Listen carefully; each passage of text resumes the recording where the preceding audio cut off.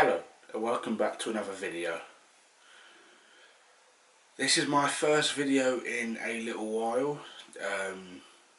I missed uploading a preview for the Sheffield game, and also I haven't uploaded during the international break. A couple of things have happened. Some good things have happened actually in regards to Arsenal Football Club. The transfer window is now shut, but we brought in a big player on deadline day.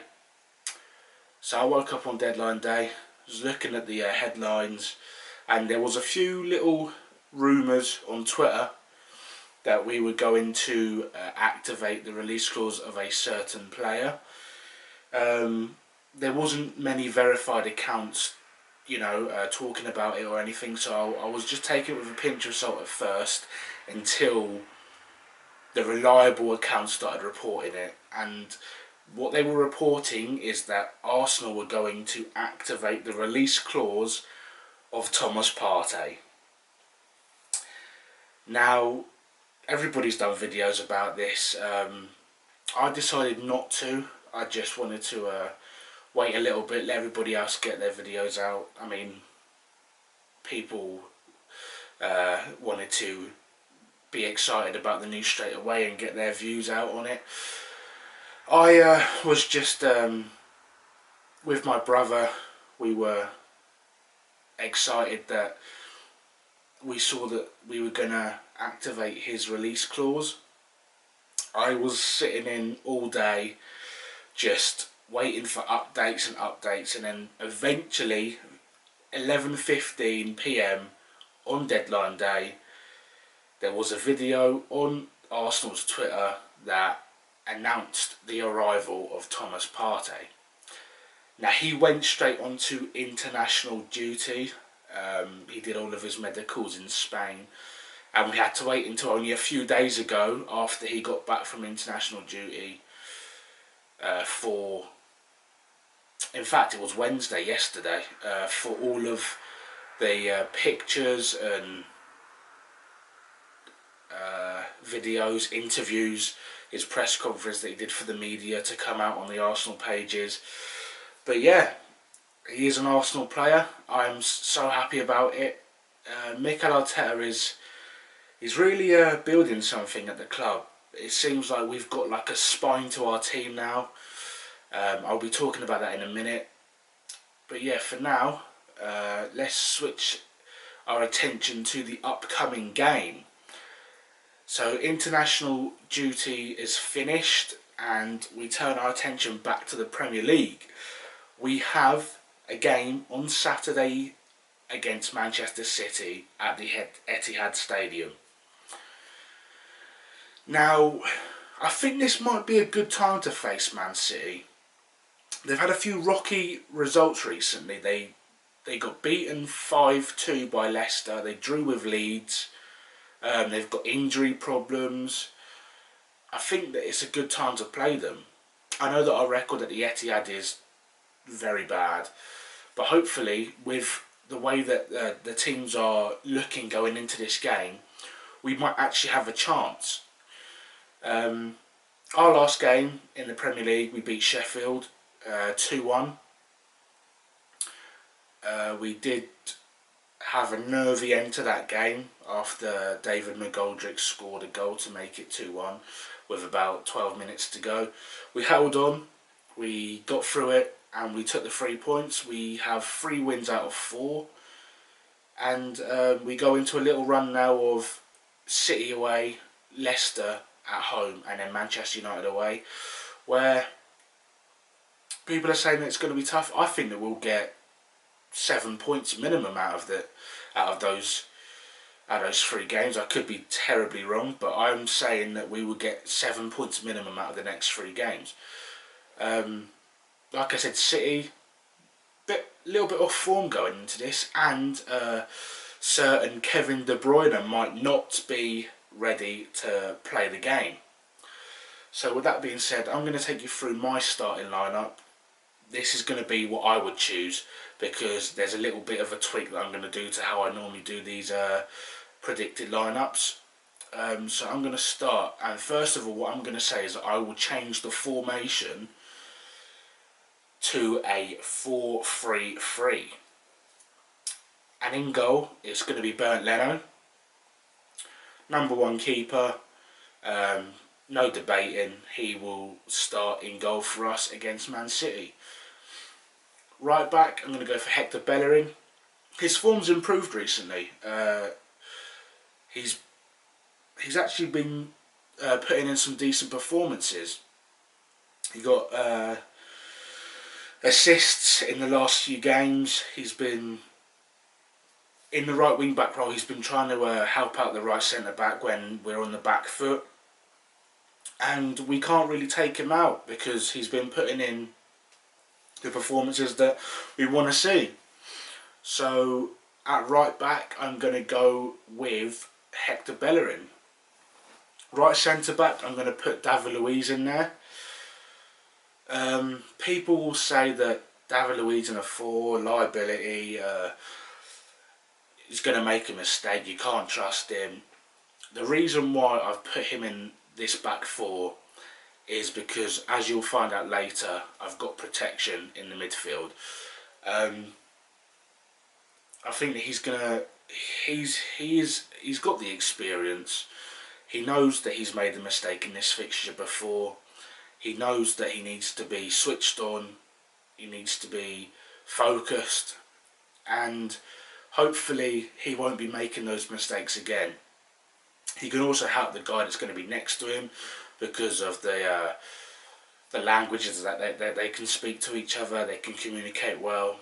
Luiz can speak English, he can speak Portuguese. He'll be able to communicate with all of the defence, so he'll be in the right centre back. Left centre back I'm going to go for Gabriel. Now, the last time we faced a big team, it was Liverpool away. Mikel Arteta dropped Gabriel. This game, Gabriel has to start. Okay? He's put in man of the match performances in the majority of the games that he's played. He won our player of the month for September. There's no way that he shouldn't start this game. He's on form. He's come into the league and he's done very well. Probably more better than people would have expected him in the first few games. I'd say let's see what he can do against top opposition. Man City are a top team, no matter how their rough patch is in the minute. Put him in against the top team and see if he can put in the same level of performances as he has been putting in the previous games that he's played in this season. Gabriel at left centre back. Left back, now there's been a little bit of an issue over the international break. Kieran Tierney got sent home from national duty due to a member of the Scottish team testing positive for COVID, and it turns out that Kieran Tierney had been in the same hotel room with the player that tested positive. Now, Kieran Tierney's came out and said that he's definitely stuck to the COVID rules. They were apart in the hotel room, but the Scottish FA sent him home and have basically said that he has to quarantine for 14 days, which I think is a bit ridiculous because Kieran Tierney has proven to test negative since then, and he has to quarantine for 14 days when the player that tested positive for COVID has to quarantine for 10 days. To me it doesn't add up, it doesn't make sense, but obviously they're going to follow what's been told. They can't break the rules, they have to follow the procedure, the protocol. So I think that Kieran Tierney will be missing this game. Now, as we've gone to a back 4, well, as I will suggest that we go to the back 4, in left back I do not trust Sead Kolasinac to play there. So I would actually play Ainsley Maitland-Niles as left back. He's got pace, he's got power, and with the midfield 3, they will have to be disciplined, and I think that they will be able to be disciplined enough to help Maitland-Niles not get exposed at left back. So for me, I'm going to go for Ainsley Maitland-Niles at left back. Now, 3 in midfield. First of all, left centre mid, I'm going to go for Granit Xhaka. Granit Xhaka is going to be in there. He's going to be maybe having the chance to focus a little bit more on creating than defending. He will have to stay disciplined because it's Man City, and he will have to make sure that the gaps between him, the midfielder next to him, the defenders, are not too open, so that, you know, Man City can't play their little slick balls through the down the channels, through the space between the midfielder and the defender. But also so that when he does get in possession of the ball, he can actually move it quicker to go forwards. I've noticed that recently in the games that Arsenal have been quite slow at getting the ball forward, which is something that the fans are pointing out that we need to start doing a bit better, moving the ball quicker in the transitions. But for me, I'll keep Granit Xhaka in the team. He kind of makes us tick more than when he's not in the team. So we'll keep him there. He played 2 games for his national team. He'll come back, he'll be ready, so he'll be in the left centre mid spot. Right centre mid, I'm going to go for Dani Ceballos. Now when we faced Liverpool at Anfield, Ceballos actually dropped out of the team.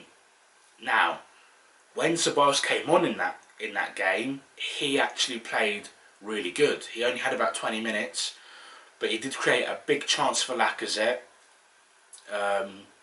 In fact, I think he created 2 chances for Lacazette. One might have been offside if Lacazette put it in, but the second one definitely wasn't offside, and Lacazette should have scored. He didn't. We lost the game. But what I'm taking from that is that Ceballos came on in a big game away from home and created chances. Now, in this game, I would start him so that he'll have more of a game to create those chances. For an example, when he gets the ball, his first instinct is to look forwards. He might pass it to the side a few times, but really when he's receiving the ball, he wants to go forward, and that's key for our transition if we want to move the ball quicker. With an Elneny, as well as he's done, you know, coming back into the fold, he does move it side to side quite a lot. Ceballos will try to go forward. He will play that risky pass that, if it does go through, will be in. And I know you can't take too many risks against Man City, but he will know when to try and risk it and when not to. So for me, I would play Dani Ceballos right centre mid. Now in the centre of the midfield 3, I'm going to play our new signing, deadline day buy, Thomas Partey. I don't care how many training sessions this guy's had. He's fit, he's ready. He's played 2 games for his country in the last week. He's been playing games for Atletico before he joined us. All you have to tell him to do is what he's been doing his whole career. Get in the midfield, sit there, block the midfield attack from Manchester City, get the ball, release the ball. Just be that destroyer, that presence in the midfield that Arsenal have been missing for so long. We bought this guy to play these type of games so that we can compete in these type of games.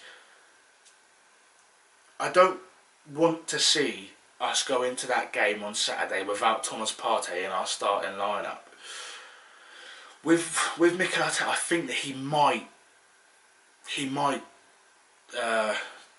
leave Thomas Partey on the bench, but for me, I want to see him play.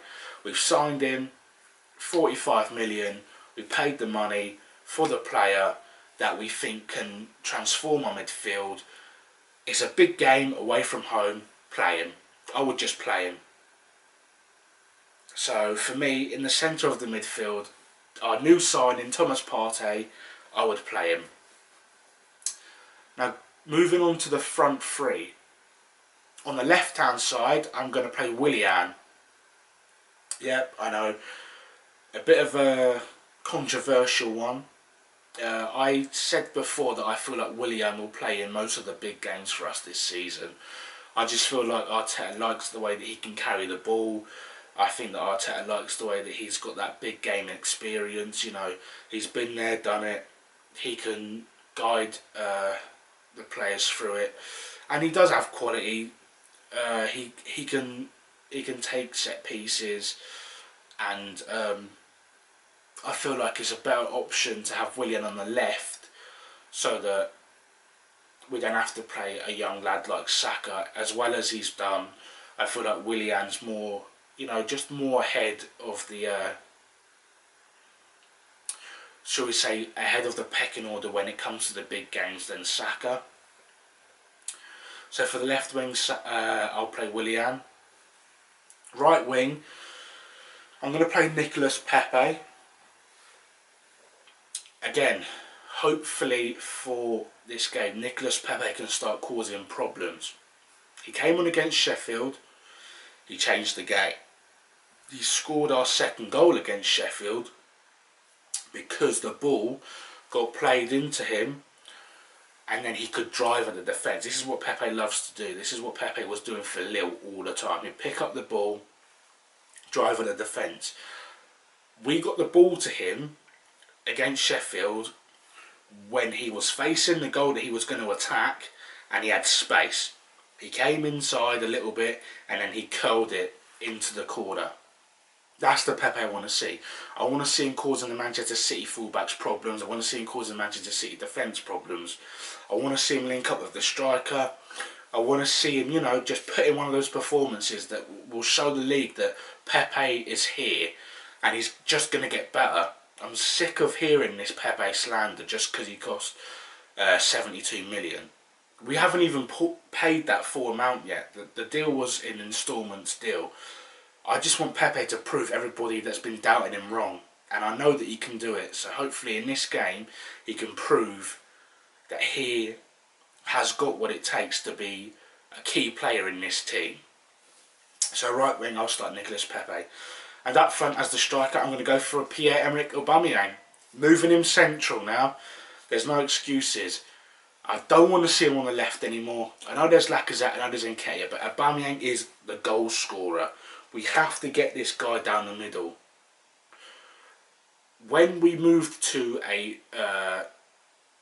Aubameyang central against Sheffield, his link up with Pepe was pretty good. So I just want to see what we can do in a 4-3-3 with that set up, and we've got the wingers and Aubameyang central. Because when Leicester faced Man City, Leicester counter-attacked so well. If we have Aubameyang, Willian and Pepe up front, we can try and counter-attack Man City as well. We don't want to rely on the counter-attack, but we want it as an option. With Aubameyang down the middle, we can have that counter-attack as an option. You know that if Aubameyang gets a chance, he's going to score. Let's be real. 9 times out of 10, if Aubameyang's in front of goal, he puts it in the net. With that added security of Thomas Partey in our midfield, who I believe should start, with Xhaka, with Ceballos, with Willian, Pepe and Aubameyang, I think that we can cause City problems. Considering that they're going to be without players, De Bruyne might be missing, I think Aguero might be missing, Jesus might be missing, they might have to play Mahrez up front, they might have to play Sterling, I don't know, maybe Sterling's missing too because he didn't go on international duty, I think he missed it out through an injury, who knows. But what I do know is that I want to see Aubameyang central with Pepe right and Willian left. And I want to see Thomas Partey start. Going back to what I was saying earlier with Mikel Arteta building something, I feel like he's building a spine to our team, and it's the first time that we're seeing this spine for a long time. Leno, Gabriel, Thomas Partey, Aubameyang. That's going to be the spine of Arsenal. Gabriel, it's early. I know it's early, I might be getting ahead of myself, but I see the potential in him to be a good player.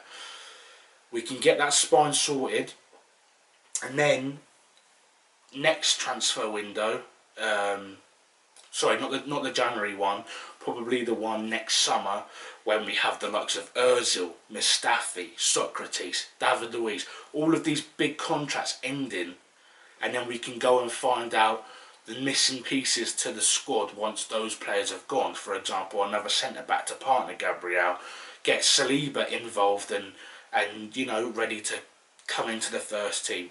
Buy a creative midfielder if Ceballos doesn't stay. You know, just we'll have a lot of options. But for now, that spine is looking like that's what it could be, as long as Arteta starts to play Aubameyang down the middle again. It's harsh on Lacazette because he has had a decent start to the season. Nketiah, you know, sometimes you just gotta play your best players in their best positions, and we can't keep on shifting this guy out to the left to, you know, compensate for these other guys. Aubameyang's committed his future to us. The only thing that we can do for him now is play him where he wants to play, and that's down the middle. So yeah, that's the preview for Man City. And obviously I started speaking about the transfer at the beginning. It's just a little roundup video from the start because obviously I haven't uploaded for a while. The Premier League is back. I will be uploading more consistently again. I don't know, I just had a little bit of a... I don't really get into the international football that much. So yeah, that's this video done. Leave it in the comments if you think that my formation and lineup is what we should go with. Tell me yours. Tell me your score predictions. I'll give a score prediction now. I'm going to be optimistic and I'm going to say 2-1 to Arsenal. There we go. Get a bit of positive energy out there. 2-1 to Arsenal I'm going to go for. And let's see what happens. Thank you for watching this video. Please like and subscribe if you want to see more. Fernando, that's all that I've got for this video. Thank you for watching. I'll see you in the next one.